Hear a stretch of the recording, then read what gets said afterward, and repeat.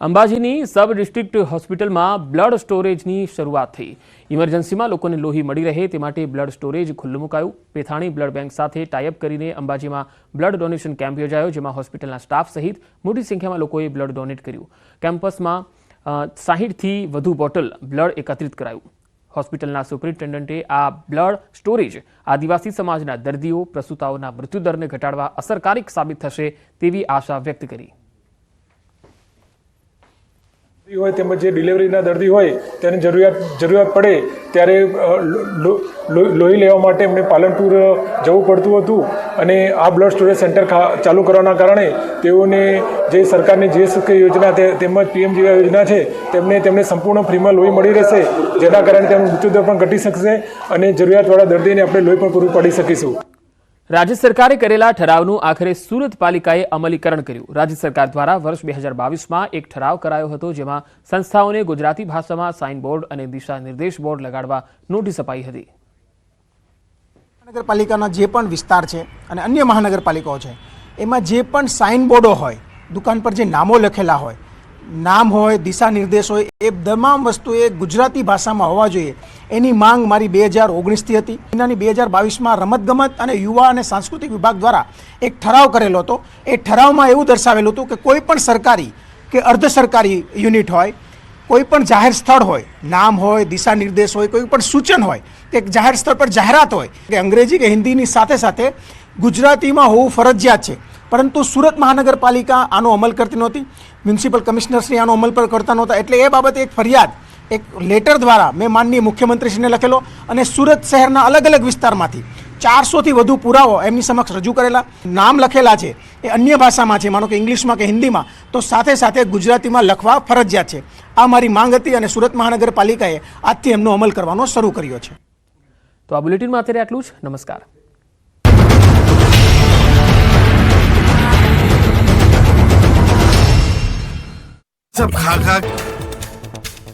યાત્રાધામ દ્વારકામાં ધોળા દિવસે બાઇકની ચોરી, સમગ્ર ઘટના સીસીટીવી કેમેરામાં કેદ। ખાનગી હોટલ બહાર પાર્ક બાઇક અજાણ્યો શખ્સ લઈને નાસી છૂટ્યો। પોલીસે સીસીટીવી આધારે ચોરને પકડવા ચક્રો ગતિમાન કર્યા। સુરતના વરાછાના ત્રિકમનગર વિસ્તારમાં નબીરાઓએ જાહેરમાં ઉજવ્યો બર્થડે। કાળા કાચ, સફેદ મોડિફાઈડ લાઇટ સાથેની ગાડીઓ લઈને સોસાયટીમાં કરી જન્મદિવસની ઉજવણી। સુરત પોલીસ કમિશનરના જાહેરનામાનો સરેઆમ ભંગ કર્યો। સુરતમાં ફરી અસામાજિક તત્વોનો આતંક સામે આવ્યો। ડિંડોલી વિસ્તારમાં યુવક પર તીક્ષ્ણ હથિયાર વડે હુમલાનો પ્રયાસ, ધાર્યું બતાવી જાનથી મારી નાખવાની આપી ધમકી। ઘટનાના સીસીટીવી વાયરલ થયા, પોલીસે શરૂ કરી તપાસ। અમરેલી સાવરકુંડલાના હિન્દુ સંગઠનોમાં ભારે રોષ। રિદ્ધિ સિદ્ધિ ચોકમાં મોટી સંખ્યામાં લોકો એકત્ર થયા। ભાજપ નેતા પર હુમલાના ઘેરા પ્રત્યાઘાત। સાવરકુંડલાના શહેરની મોટાભાગની બજારો બંધ, શહેરમાં ચુસ્ત પોલીસ બંદોબસ્ત ગોઠવાયો। સાવરકુંડલામાં ભાજપ મહામંત્રી પર હુમલો કરનારા 4 આરોપી સકંજામાં। પોલીસે 4 વિધર્મીની કરી ધરપકડ, હજુ એક આરોપી પોલીસ પકડથી દૂર। શાંતિ જાળવવા પોલીસની લોકોને અપીલ। ઉત્તરાખંડના જ્વાલાપુરમાં જંગલી હાથીએ વાહનોની રફતાર થોભાવી। બહરાત બાદ વિસ્તારમાં જંગલી હાથી આવી ચડતા લોકોમાં અફરાતફરી અને ભયનો માહોલ સર્જાયો। સદનસીબે હાથીએ કોઈ પર હુમલો ન કરતા લોકોએ રાહતનો શ્વાસ લીધો। ગાંધીનગર બાદ મહીસાગરમાં પણ બીઝેડ ગ્રુપની ઓફિસ સામે આવી। લુણાવાડામાં મોડાસા રોડ પર 2 વર્ષથી કાર્યરત છે બીઝેડ ગ્રુપની ઓફિસ। 4-5 દિવસથી ઓફિસ પર જોવા મળ્યા તાળા। બીઝેડ ગ્રુપ કાંડમાં ધરપકડ કરાયેલા એજન્ટનો ફોટો આવ્યો સામે। એજન્ટ મયુર દરજીને ભૂપેન્દ્રસિંહે કાર ગિફ્ટમાં આપી હોવાનું ખુલ્યું।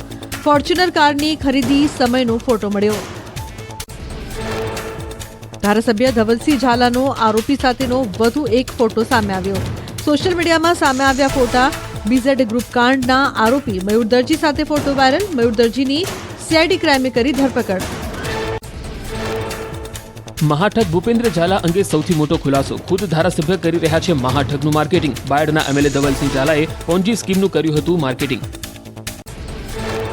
બીઝેડ ગ્રુપ એજ્યુકેશન કેમ્પસના લોકાર્પણ સમયનો વિડીયો સામે આવ્યો। એમએલએ ધવલ ઝાલાએ જણાવ્યું હતું કે 1ના 2 અને 2ના 4 કઈ રીતે કરવા તે મિત્ર ભૂપેન્દ્રસિંહને સારું આવડે છે, કોઈએ ચિંતા કરવાની જરૂર નથી।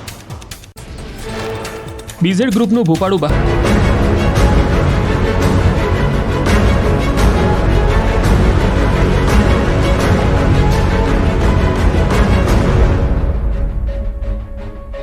નમસ્કાર, આપણું ગુજરાતમાં આપનું સ્વાગત છે. હું છું આપની સાથે સંધ્યા. જોઈએ સમાચાર વિસ્તારથી.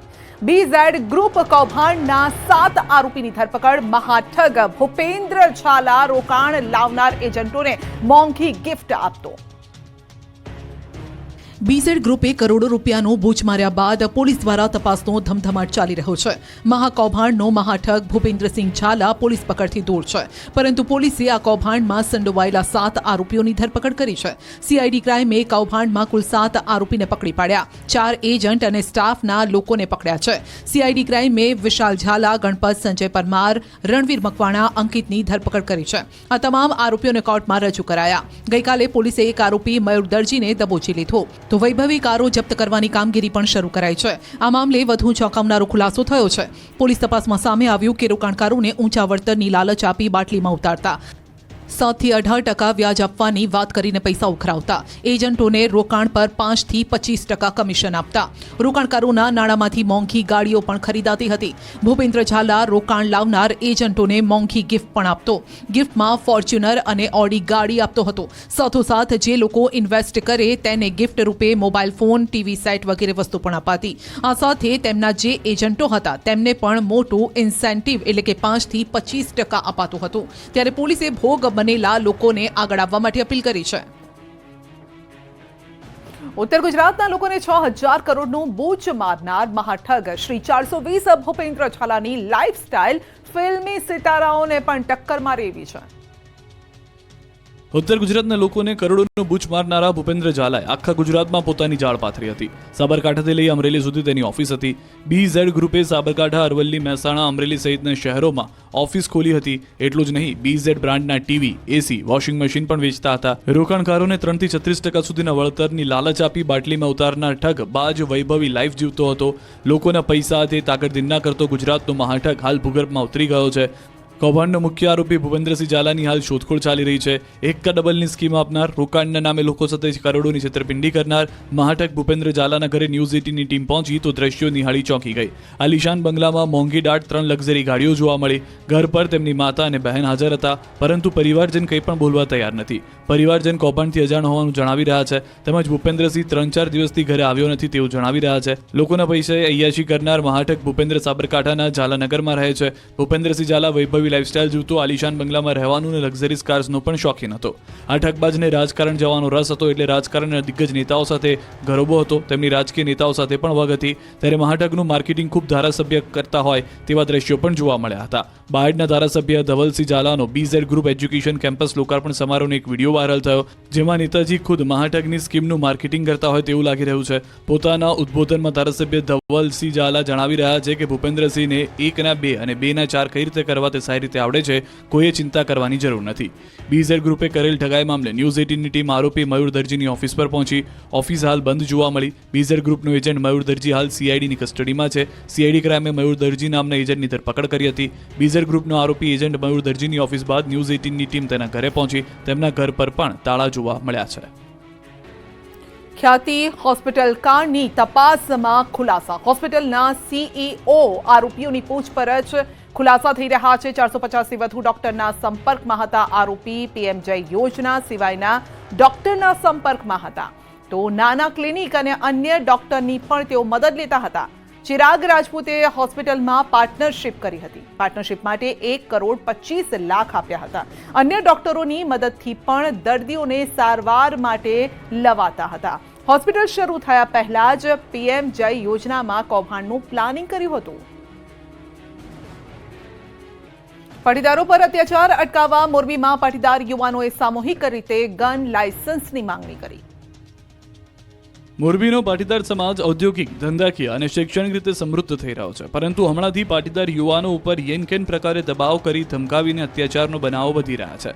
તેથી આ અત્યાચાર રોકવા સ્વરક્ષણ મેળવવું જરૂરી છે. આ હેતુથી પાટીદાર યુવા સેવા સંઘની રચના કરવામાં આવી. આ સંગઠન હેઠળ પાટીદાર યુવાનો કલેક્ટર સમક્ષ સ્વરક્ષણ માટે હથિયારનું લાયસન્સ માંગ્યું. મોરબીમાં પાટીદાર યુવકોની સામૂહિક રીતે ગન લાયસન્સની માંગણી કરી. મોટી સંખ્યામાં પાટીદાર સમાજના યુવકો કલેક્ટર કચેરી એકત્ર થયા અને સામૂહિક રીતે ફોર્મ ભર્યા તેમજ કલેક્ટરને આવેદન આવેદનપત્ર આપીને રજૂઆત કરી. સમાજના યુવકો સાથે અન્યાય ન થાય તે માટે પાટીદાર સમાજના યુવકોએ શ્રી પાટીદાર યુવા સેવા સંઘની રચના કરી છે. યુવક યુવતીઓ વ્યાજખોરો, અપહરણ, અન્યાય, અત્યાચારનો ભોગ ન બને તે માટે સેવા સંઘની રચના કરાઈ છે. ત્યારે સંઘના યુવાનોએ કલેક્ટરને આવેદન આપ્યું અને સમસ્યાઓની રજૂઆત કરી તો કલેક્ટરે પણ યોગ્ય કાર્યવાહીનું આશ્વાસન આપ્યું. સાથે જ જિલ્લામાં કાયદો વ્યવસ્થા જળવાઈ રહે તે માટે તંત્ર કાર્યરત હોવાની ખાતરી આપી છે. ગોળીબાજ શિક્ષકોની ખેર નથી. સુરતના પરદેશી સરકારી આચાર્ય સંજય પટેલને કરાશે સસ્પેન્ડ. સુરત મહાનગરપાલિકા સંચાલિત નગર